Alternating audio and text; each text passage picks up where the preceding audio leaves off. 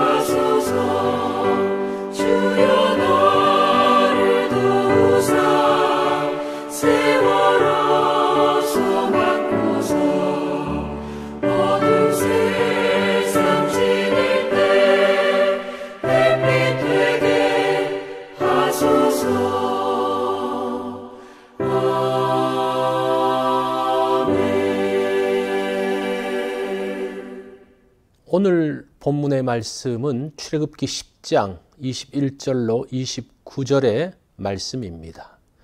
우리 말씀 한 절씩 교독하겠습니다.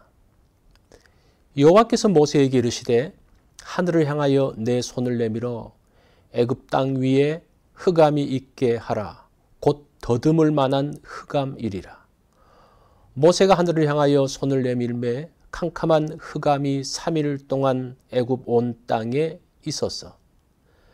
그동안은 사람들이 서로 볼 수 없으며 자기 처소에서 일어나는 자가 없으되 온 이스라엘 자손들이 거주하는 곳에는 빛이 있었더라. 바로가 모세를 불러서 이르되 너희는 가서 여호와를 섬기되 너희의 양과 소는 머물러 두고 너희 어린 것들은 너희와 함께 갈지어다.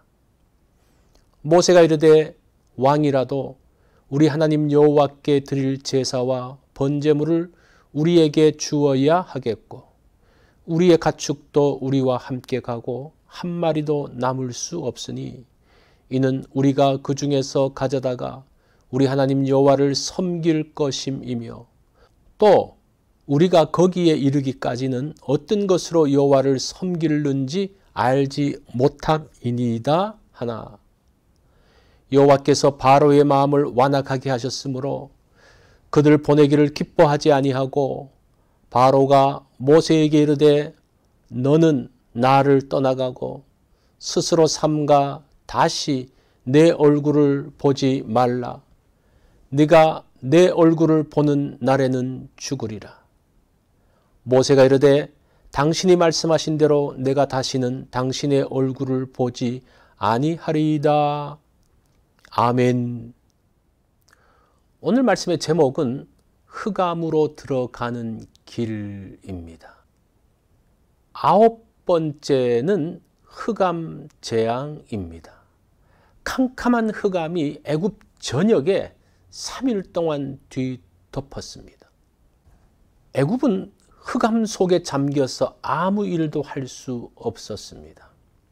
자, 22절 말씀을 한번 보겠습니다.